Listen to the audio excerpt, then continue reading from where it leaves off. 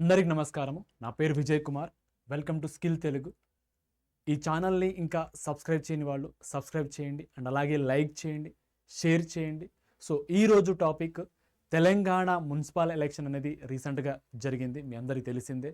అయితే ఈ ఎలక్షన్లో ఏ పార్టీ ఎక్కువగా సీట్లు అనేది గెలుచుకోవడం జరిగింది అండ్ అదేవిధంగా ఆ పార్టీ గెలవడానికి రీజన్ ఏమిటి అనేది కూడా ఈ వీడియోలో చెప్తాను. అండ్ అదేవిధంగా ఇక్కడ కొత్తగా చూస్తే అన్ని పార్టీలు కలిసిపోయాయి. బేసిక్ చెప్పాలంటే బయట ఏమో ఇక్కడ ఎవరైతే కార్యకర్తలు ఉంటారో, ఎవరైతే ప్రజలు ఉంటారో ఒక పార్టీని నమ్ముకొని వాళ్ళు మాత్రము తెగ ఎక్కువగా బేసిక్గా చెప్పాలంటే పార్టీ కోసం ఫైట్ చేయడం జరిగింది. సో బయట ప్రజలేమో కార్యకర్తలేమో ఫైట్ చేస్తే లోపల మాత్రము అల్టిమేట్ ఫైనల్ రిజల్ట్ తర్వాత మాత్రము ఈ పార్టీల యొక్క నాయకులు మాత్రము కలిసిపోవడం జరుగుతుంది. సో ఈ ఏదైతే మున్సిపల్ ఎలక్షన్ ఉందో ఈ ఎలక్షన్ మాత్రము నెక్స్ట్ లెవెల్ చెప్పవచ్చు. సో మనమేమో తిట్టుకోవాలి, వాళ్ళేమో కలుసుకోవాలి అండ్ అదేవిధంగా బయట యుద్ధము లోపల దోస్తి. సో మన యొక్క తమ్లైన్లో సో బేసిక్గా చెప్పాలంటే మీ అందరికీ తెలిసిందే,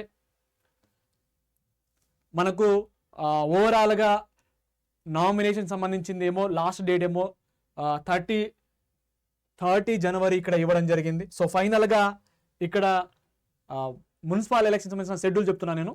సో డేటా పోల్ అనేది అంటే బేసిక్గా ఎలక్షన్ ఓటింగ్ ఎప్పుడు జరిగిందంటే 11th ఫిబ్రవరి జరిగింది. అండ్ అదేవిధంగా కౌంటింగ్ అనేది అంటే రిజల్ట్ ఎప్పుడు వచ్చిందంటే 13th ఫిబ్రవరి అనేది ఇక్కడ రిజల్ట్ అనేది రావడం జరిగింది. సో ఎప్పుడైనా పంచాయతీ ఎలక్షన్ కావచ్చు, ఎంపీటీసీ జెడ్పీటీసీ కావచ్చు, మున్సిపల్ ఎలక్షన్ కావచ్చు, ఏదైతే రూలింగ్ పార్టీ ఉంటుందో ఆ రూలింగ్ పార్టీకి బేసిక్గా ఎక్కువగా సీట్లు అనేది రావడం అనేది అది సహజము, అది నార్మల్. తెలంగాణ కావచ్చు, ఇతర రాష్ట్రాల్లో కూడా ఇదే జరుగుతుంది. ఎందుకంటే ఇక్కడ కొన్ని పాయింట్స్ కూడా నేను చెప్తాను. బట్ ఇక్కడ 13th ఫిబ్రవరి అనేది మనకు రిజల్ట్ అనేది రావడం జరిగింది. ఈ రిజల్ట్లో సో కొంతమంది ఇండిపెండెంట్ క్యాండిడేట్ కావచ్చు, లేకపోతే పార్టీకి సంబంధించిన వార్డ్ మెంబర్స్ కావచ్చు, వాళ్ళైతే గెలిచారు. సో ఇలా సెలబ్రేట్ కూడా చేసుకోవడం జరిగింది.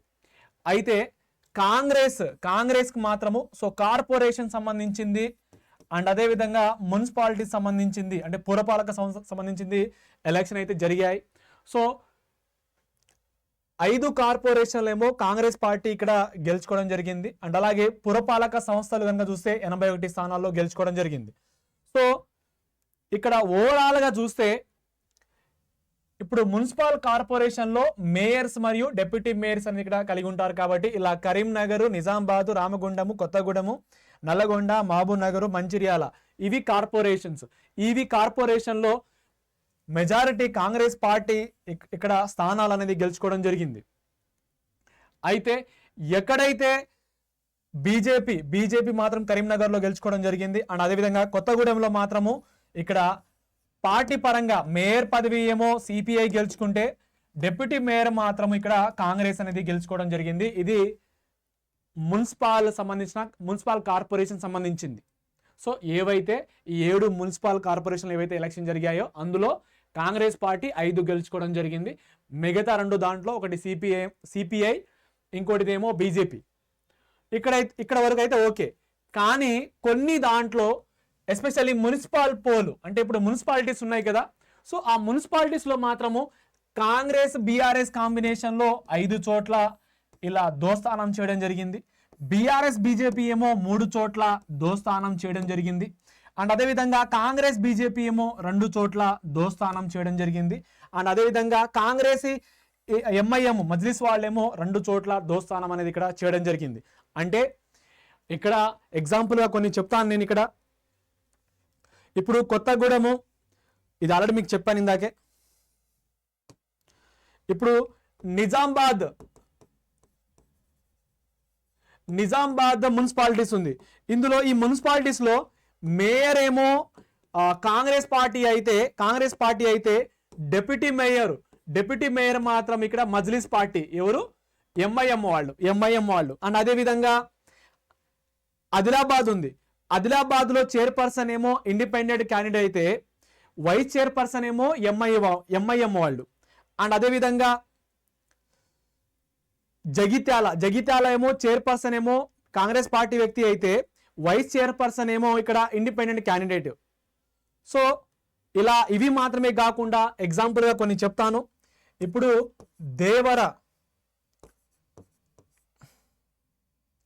దేవర్ ఖాడ్రా ఏదైతే ఈ మున్సిపాలిటీ ఉందో, ఈ మున్సిపాలిటీస్లో చైర్పర్సన్ ఏమో Congress party, so Indian national Congress, chairperson ఏమో ఇండియన్ నేషనల్ కాంగ్రెస్ అంటే కాంగ్రెస్ పార్టీ. బట్ ఇక్కడ వైస్ చైర్పర్సన్ ఎవరంటే ఇక్కడ బీఆర్ఎస్ పార్టీ వ్యక్తి. అండ్ ఇలాగే నర్సాపూర్, సో నర్సాపూర్ ఏదైతే మున్సిపాలిటీ ఉందో, ఈ మున్సిపాలిటీలో చైర్పర్సన్ ఏమో కాంగ్రెస్ పార్టీ అయితే చైర్పర్సన్, వైస్ చైర్పర్సన్ ఏమో ఇక్కడ బీఆర్ఎస్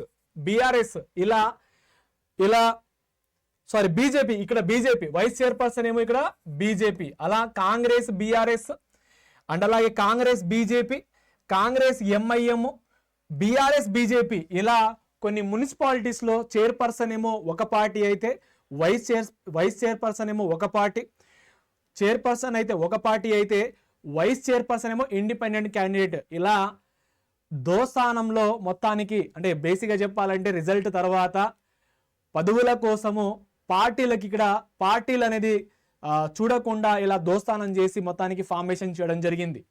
సో ఇక్కడ ఓవరాల్గా పాయింట్ ఏమిటంటే ఈ ఏదైతే మున్సిపాలిటీస్ అండ్ కార్పొరేషన్ ఏవైతే ఉన్నాయో ఇలా 105 మున్సిపాలిటీస్ 7 కార్పొరేషన్లో కాంగ్రెస్ పార్టీ ఏమో 86 గెలుచుకోవడం జరిగింది, బీఆర్ఎస్ ఏమో 18, బీజేపీ ఏమో 2, సిపిఐ ఏమో 1 అండ్ అలాగే ఆల్ ఇండియా ఫార్వర్డ్ బ్లాక్ ఏమో 1, ఇండిపెండెంట్ ఏమో 4. ఇవి చైర్పర్సన్ సంబంధించింది. అండ్ అలాగే అంటే చైర్పర్సన్ మేయర్ సంబంధించింది ఇవన్నీ. డెప్యూటీ మేయరు అండ్ అలాగే వైస్ చైర్పర్సన్లో కాంగ్రెస్ పార్టీ ఏమో 84, బీఆర్ఎస్ ఏమో 14, బీజేపీ ఏమో 5, ఎంఐఎం ఏమో 3, ఇండిపెండెంట్ ఏమో 4. ఇవి ఫైనల్ రిజల్ట్ అన్నమాట. ఏది చైర్పర్సన్, వైస్ చైర్పర్సన్ అంటే మున్సిపాలిటీస్కి ఏమో చైర్పర్సన్, వైస్ చైర్పర్సన్ ఉంటారు. మేయర్, డెప్యూటీ మేయర్ అనేది కార్పొరేషన్ వాళ్ళకు ఉంటారు. సో అలా ఇవి ఫైనల్ రిజల్ట్. అండ్ అదేవిధంగా ఇక్కడ చైర్పర్సన్ సంబంధించింది అండ్ అలాగే చైర్పర్సన్తో పాటు ఇక్కడ మేయర్ మరియు చైర్పర్సన్ యొక్క ఓటింగ్ పర్సంటేజ్ అండ్ అలాగే డెప్యూటీ మేయర్, వైస్ చైర్పర్సన్ యొక్క ఓటింగ్ పర్సంటేజ్. సో ఇక్కడ ఓవరాల్గా చూస్తే రూలింగ్ పార్టీ ఎలాగో కాంగ్రెస్ పార్టీ ఉంది కాబట్టి సో పవర్లో ఉంటుంది. అండ్ అలాగే ఇక్కడ స్టేట్ ఎలక్షన్ కమిషన్ అనేది కాంగ్రెస్ పార్టీ అంటే ప్రజెంట్ ప్రభుత్వం ఏదైతే చెప్తుందో వాళ్ళకు అనుకూలంగా ఎలక్షన్ సంబంధించిన పోలింగ్ డేట్స్ కావచ్చు, షెడ్యూల్స్ కావచ్చు, ఇలా అన్ని విధాలుగా కాంగ్రెస్ పార్టీ యొక్క ఆధ్వర్యం అంటే ప్రజెంట్ యొక్క ప్రభుత్వం యొక్క ఆధ్వర్యంలో నడుస్తుంది. అది అందరికీ తెలిసిందే. అలా బేసిక్గా సర్పంచ్ ఎలక్షన్ తర్వాత ఈ ఎంపీటీసీ, జడ్పీటీసీ ఎలక్షన్ అనేది జరగాలి. కానీ ఇక్కడ ఆల్రెడీ సర్పంచ్ ఎలక్షన్లో చాలా వరకు ఒక దగ్గర కాంగ్రెస్ పార్టీలో ఏవైతే స్థానాలు గెలుచుకోవడం జరిగిందో అందులో సగం ఇక్కడ బీఆర్ఎస్ కూడా గెలుచుకోవడం జరిగింది. కాబట్టి సో అన్ని విధాలుగా చూస్తే బీఆర్ఎస్ ఇక్కడ గట్టిగానే ఉంది. ఇంకా ప్రతిపక్ష పార్టీ పరంగా ఉన్నా కూడా బలంగానే ఉంది క్యాడర్ స్ట్రెంత్ కనుక చూస్తే. సో ఇక్కడ ఎంపీటీసీ, జడ్పీటీసీ అనేది ఈ ఎలక్షన్లో వెళ్తే ఇక్కడ ప్రజెంట్ రూలింగ్ పార్టీకి ఇక్కడ దెబ్బ అనేది ఇక్కడ ఛాన్స్ అనేది ఉంది. కాబట్టి ఇక్కడ దీన్ని పక్కన పెట్టి మున్సిపాలిటీ సంబంధించిన ఎలక్షన్ వైపు వెళ్ళడం జరిగింది. అలా ఇవి జరిగాయి. బట్ ఇందులో కూడా ఓటింగ్ షేరింగ్లో కనుక చూస్తే బీఆర్ఎస్ కూడా బాగానే కొంచెం పుంజుకోవడం జరిగింది. అండ్ అదేవిధంగా ప్రజెంట్ ప్రభుత్వం అనేది వాళ్ళ యొక్క స్కీములు ఉంటుంది, పథకాలు కొన్ని ఉంటాయి, వాళ్ళ యొక్క బల ప్రయోగం ఉంటుంది. అండ్ అదేవిధంగా ఎవరైతే మంత్రులు ఉంటారో ఆ మంత్రులు ఇప్పుడు ఎగ్జాంపుల్గా ఉత్తర తెలంగాణలో కావచ్చు, దక్షిణ తెలంగాణలో కావచ్చు, సో ఇక్కడ ఎవరైతే మంత్రులు ఉంటారో ఆ మంత్రులు కొంచెము ఆ జిల్లా పరంగా వాళ్ళ యొక్క ఏమంటారు బేసిక్గా వాళ్ళ యొక్క పవర్ ఎక్కువ ఉంటుంది. కాబట్టి సో అన్ని విధాలుగా ఇక్కడ కాంగ్రెస్ పార్టీ ఒకటి ఇక్కడ మినిస్టర్స్ వాళ్ళ యొక్క ప్రభుత్వం ఉంది కాబట్టి ఇక్కడ గెలిచే అవకాశం ఎక్కువగా ఉంటుంది. అండ్ సెకండ్ వన్ ఏవైతే పాలసీస్ ఉంటాయో అంటే ఏవైతే స్కీమ్స్ ఉంటాయో సో ఆ స్కీమ్స్ అనేది కొంతవరకు ఇప్పుడు కొత్తగా ఏర్పాటైంది ప్రభుత్వం కాబట్టి సో 2 సంవత్సరాలు అయిపోయింది కాబట్టి వాళ్ళ యొక్క స్కీమ్స్ ద్వారా ఇక్కడ ఇన్ఫ్లుయెన్స్ చేయవచ్చు. అండ్ అదేవిధంగా ఇక్కడ పవర్ ద్వారా అంటే పోలీస్ వాళ్ళను కావచ్చు, ఇక్కడ అధికారులను మొత్తానికి అన్ని విధాలుగా కొంచెము ప్రెజర్ చేసి కూడా ఇక్కడ గెలిచే అవకాశం ఉంటుంది. సో అలా ఓవరాల్గా ఇక్కడ కాంగ్రెస్ పార్టీ అనేది ఇక్కడ పెర్ఫార్మెన్స్ చేయడం జరిగింది. బట్ ఇక్కడ ఓవరాల్గా చూస్తే ఇక్కడ బీఆర్ఎస్ పార్టీ కూడా చాలా బ్రహ్మాండంగా ఈ ఎలక్షన్లో పోరాటం అనేది ఇక్కడ చేయడం జరిగింది. సో రాబోయే ఎలక్షన్లో కావచ్చు అండ్ అలాగే ఇప్పుడు ఏదైతే మనకు 2028లో ఏదైతే ఎలక్షన్ జరగబోతుందో ఆ ఎలక్షన్లో మాత్రము ప్రజెంట్ రూలింగ్ పార్టీ అండ్ అదేవిధంగా ప్రతిపక్ష పార్టీలకు మాత్రము గట్టిగా ఇక్కడ ఏమంటారు ఆ పోటీ అయితే ఉండే అవకాశం ఖచ్చితంగా ఉంటుంది.